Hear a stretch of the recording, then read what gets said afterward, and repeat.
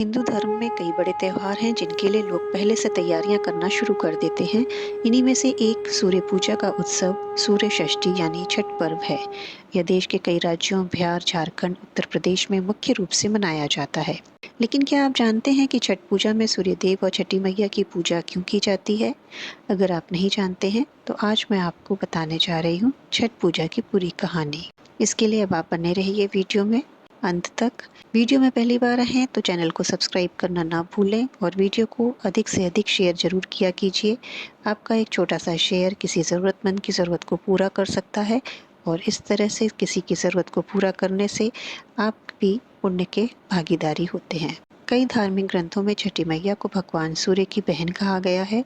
इन्हीं को प्रसन्न करने के लिए सूर्य जल की महत्ता को देखते हुए सूर्य की आराधना कर इनकी भी पूजा की जाती है। मान्यता है कि छठी मैया की पूजा से संतान और संतान की सेहत, उन्नति आदि की प्राप्ति होती है। इन्हें बच्चों की रक्षा करने वाली देवी माना जाता है। मार्कंडेय पुराण में इस बात का उल्लेख मिलता है कि सृष्टि की अधिष्ठात्री प्रकृति देवी ने अपने आप को 6 भागों में विभाजित किया है। इनके छठे अंश को सर्वश्रेष्ठ मातृ देवी के रूप में जाना जाता है, जो ब्रह्मा की मानस पुत्री हैं।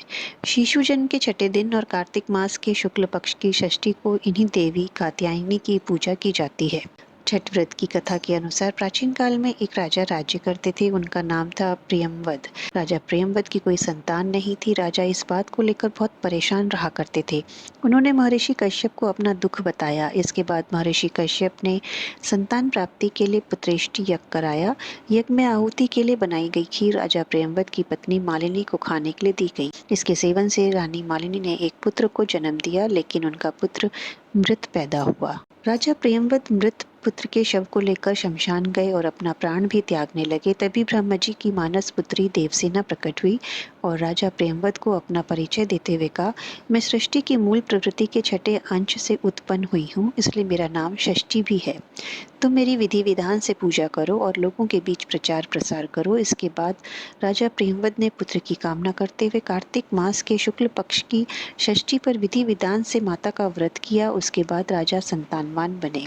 इसके बाद से यह व्रत रखा जाने लगा। छठ की एक अन्य कहानी के अनुसार जब पांडव अपना राजपाट खो बैठे थे, तब द्रौपदी ने भगवान सूर्य देव की उपासना की थी और उनसे राजपाट वापस पाने की कामना की थी। द्रौपदी की भक्ति से खुश होकर सूर्य भगवान ने आशीर्वाद दिया और उसी के फल से पांडवों को उनका राजपाट वापस मिला।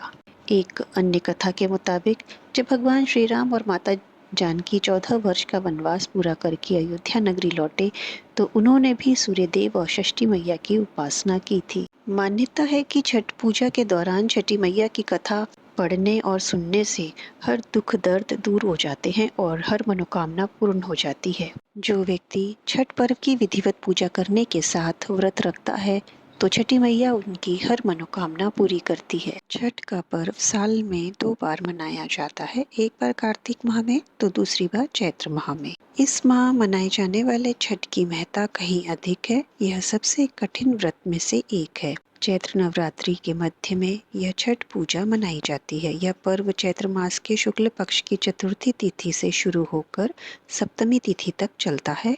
मंगलवार को नहाय खाए के साथ इसकी शुरुआत हो रही है।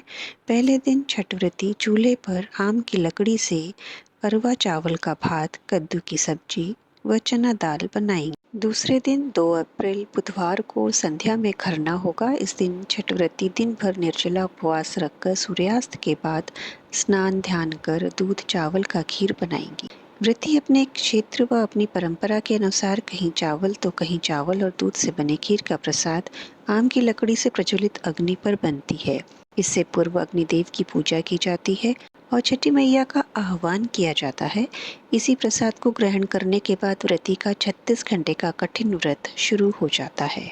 अनुष्ठान के तीसरे दिन 3 अप्रैल को छठ व्रती निर्जला व्रत रखकर संध्या काल में भगवान सूर्य देव को पहला अर्घ्य दिया जाएगा। चौथे दिन 4 अप्रैल को सुबह जलाशयों, तालाबों व नदियों में उगते हुए सूरज को अर्घ्य देने के बाद छठ महापर्व संपन्न हो जाएगा। उदयीमान भगवान सूर्य को दूसरा अर्घ्य अर्पित करने के बाद सूर्य की पूजा का विधान है।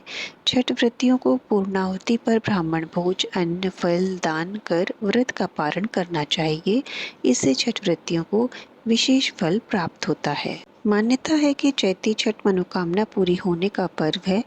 दीपावली के बाद होने वाली छठ की तरह यह छठ सभी लोग नहीं करते हैं, इसलिए इसमें ज़्यादा भीड़ नहीं होती है। धारणा यह है कि जिनकी मनोकामना पूरी हो जाती है वे चैती छठ पर्व रखते हैं। अलग अलग मान्यताओं के मुताबिक इसे 1, 3 या 5 साल तक किया जाता है। वहीं कई लोग मनोकामना पूरी होने तक इसे करते हैं। छठी मैया आप सभी पर अपनी कृपा दृष्टि बनाए रखिए। बोलो छठी मैया की जय।